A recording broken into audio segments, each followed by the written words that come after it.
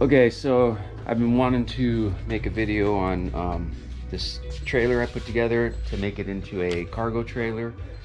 Um, the reason why I put the trailer together was my wife and I do traveling on motorcycle every year, and we travel multi-states, usually anywhere from a week to a month, and hotels get expensive. So this year we're going to incorporate uh, camping. So yes, I could probably do it with packing the motorcycle with all the gear and all our stuff and all her stuff, but no, I went ahead with this route, and this, I'm gonna pull this behind the motorcycle. We got on a 2016 Harley Davidson Ultra Limited Low, and I added a trailer hitch to that, which I'll get into in a little bit. But the trailer wasn't sitting level with the stock trailer hitch, so I had the receiver modified, brought it up 5 inches so the trailer would sit level when going down the road. Also, I just wanted to show the additions I made, and hopefully it might help somebody else. Hopefully it helps someone else out if they ever decide to do this. A lot of people help me out online. I had to write it down because I kept forgetting, but for sure, Two Wheels Big Life, Rich and Chris. I follow them regularly. They answered a lot of my questions, so I give a lot of props to them. Also, Steve Allen Film Outdoors. He answered a few of my questions. I follow him as well. Both of these gave me a lot of inspiration on why I did what I did in making a trailer and pulling it behind my motorcycle. Also, Track Toys is another one, and Michael R. Coleman. So I just give thanks to them. Anyways, I'll show you the trailer up here in the front. I went ahead and got rid of the ball joint coupler there, and I added this Heim joint. I like the movement of this a lot better. Also, they say if the trailer were to want to roll, it doesn't take the motorcycle with it. Hopefully I don't find that out. And I just like that it cleans up a lot of the slop. I've had a little bit of slop with a trailer, my boat trailer. So I like this a lot better. I did have to add some spacers in here to make it fit the tongue. Wasn't too hard. I believe I got this from Compact Trailers. Any of this stuff that I added on here, I'll list where I got it, and the name, and where I got it from. Got this handle secondhand from a garage sale. Wiring, I did have to add 2 wiring harnesses to the motorcycle. I'll list the names of one of them. Was to direct the power, I believe, away from the wire, from the turn signal and the brake lights, and run it directly to the battery so that it doesn't overload the motorcycle wiring. And there was another wiring system I bought for the motorcycle too, and I'll list those. This wire here, this is a power wire I got going from the motorcycle battery to here, and then I run it all the way back, and I'll show you. It's to a 12, like a cigarette lighter deal, and 2 USB ports. And I added a switch here, power on and off switch. Reason I have this is so that I can, anything I want to keep charged while I'm underway, I can just plug it in and close the lid and it's charging. Or if I'm at the campsite or whatever, I can just run it from here instead of running it from the bike.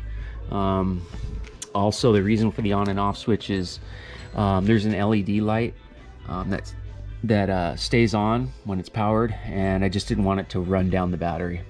I mean, it would probably be okay, gas stops and all that, but if we're gonna stop for any length of time, I just wanted to be able to power the thing off here. So up here too, I added a kickstand. This I got secondhand as well. This I fabricated. I know there's a way to put it together to where you don't have to use this bolt and wing nut And this is what I'm working with right now. This cooler rack I got secondhand. Can't remember how much I paid for it, but I did paint it. Cleaned all the rust off of it and had it painted. These straps here I had lying around, and I just used zip ties to kind of keep them here so that when they, you know, when I'm opening this thing up, or it doesn't just flop down on the ground and get blown away in the wind or whatever. The cooler I did pick up from Walmart. I had a hard time. My wife and I were looking. We had a hard time finding a cooler that would fit this dimensions. I believe it was like 23 by 13, something like that. But anyways, we had a hard time finding a cooler. We were going to go with a Yeti and all these other type of coolers that fit great, but they didn't give a whole lot of room on the inside. And they were heavy. That was the biggest thing, is these other coolers were really heavy. So, you know, this is on the cheaper side. It was like 25 bucks on sale at Walmart. And I did some upgrades to the inside. But yeah, these straps, just keep it, you know, strapped down. Let's see. And I just added this for a few upgrades. I did some things. I added some foam on the inside of this this top here, the lid. Yeah.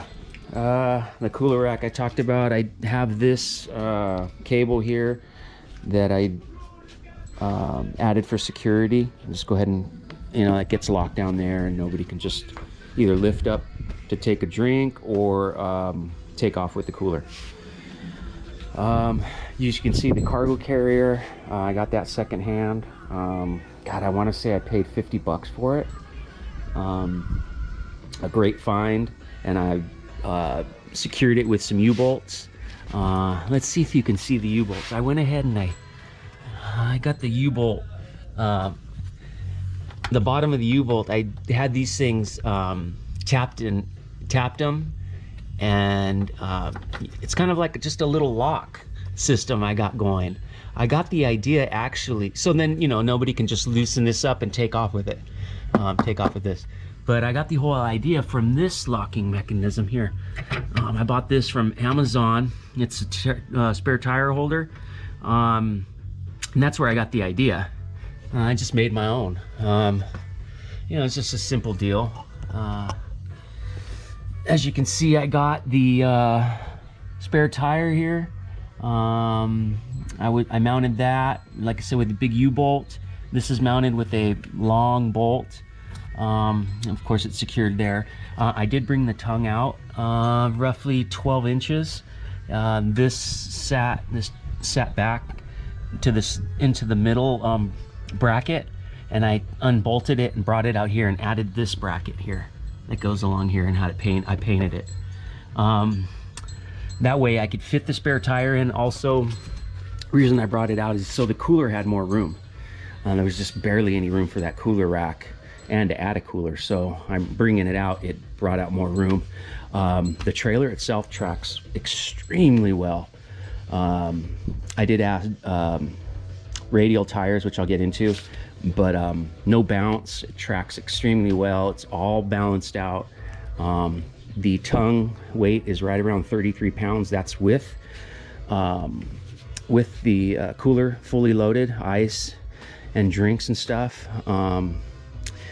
The trailer itself came in weighing about 150 pounds.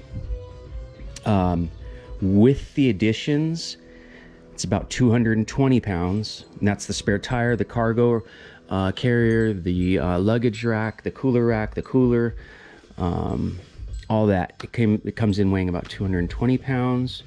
Then you add the camping gear on the inside, and our clothes, our luggage up for the top that we take off.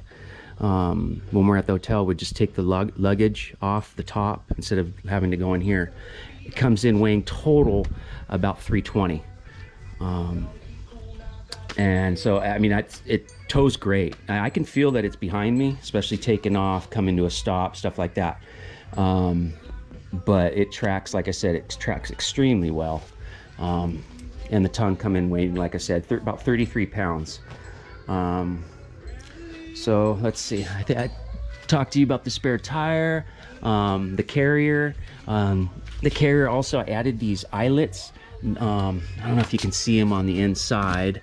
Anyways, they're just little eyelets that, so when the cargo's all in there like that, I want to secure it down, tie it down. I can add bungee cords, like a cargo net, and things won't shift. It's packed so tight right now. I got things situated in there to where I don't need to secure it. But if I had less stuff in there and I needed to secure it down so it wouldn't shift, I have these stainless eyelets I picked up off Amazon. Let's see what else. Oh, the luggage rack I got secondhand and went ahead and painted it too. It comes in handy, like I said, because all our camping gear I keep underneath, locked up. But if we're going just to the hotel, I keep everything locked up, and I just pull our clothes luggage off the top, and it's just, I keep it simple that way. So this is to carry our clothes and also a 2-gallon gas can. Again, secondhand, and I painted it. These here cables are for different things. This is one of them to secure the trailer. One of them's to secure our luggage, our luggage bags, and I got an extra one here. This thing here, this little wind fairing deal I picked up from Amazon. These lights here, they're like little Christmas lights or whatever, my wife ended up adding. I believe they change different colors and they look kind of cool at night. I'm not planning on doing a whole lot of night riding, but if I do, I can switch those on and gives us some more visibility. Let's see, over here with the tires, I got rid of the bias plies. They were rated really like 45 miles an hour. So I bought these radials. These come in, they're, I think, class M, rated for like 81 miles an hour, something like that. The spare tire is also a radial. These are Taskmasters. I got from eTrailer. They were a little pricey, but I like them. And like I said, there's less bounce. I had a little bit of a bounce with the bias plies. So yeah.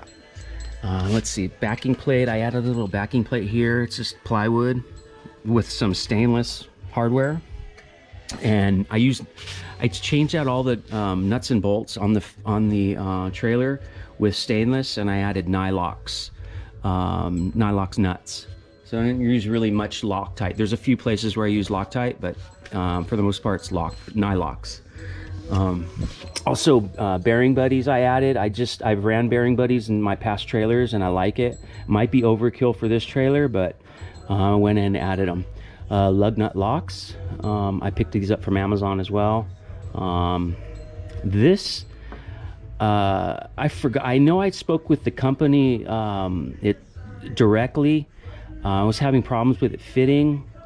But after speaking with the company, I forgot what the number was that I had. It was a basic number, but somewhere, I think they're located in Puerto Rico. Anyways, I ended up speaking with them and they hooked me up. And I just painted the rims to give them a different look. There is a Zerk fitting on the rear of the hub, where I can access the inner bearing as well. I just like access to both of them, make it feel like I'm touching both of them when I'm adding grease. Let's see, the rear there, the license plate bracket, frame, and light. I got that from Amazon. The license plate was mounted here, but I kept on hitting my knee, so I added that. I added it there, and it works out great. The light's tied into the brake lights and whatnot, so it's great. As you can see, here's the bolts right here for the carrier, and they're exposed. I guess I could add more locks here or whatever if I wanted to, but anyways, that's the look from underneath. And I got a 2x4, you know, that the tires snug up against, and it's not snug up against the frame or anything. let's see what else. These locks, I'm adding another piece of metal here for the locks, just so for added security. I also had heard, I saw online a few people commented that this part had ripped on them, where they had this thing secured to the top of their vehicle. There's not a way where I can communicate with them to find out, you know, how that happened and stuff. So I'm adding plates here with some aluminum angle iron, or aluminum iron, or whatever, aluminum brackets here.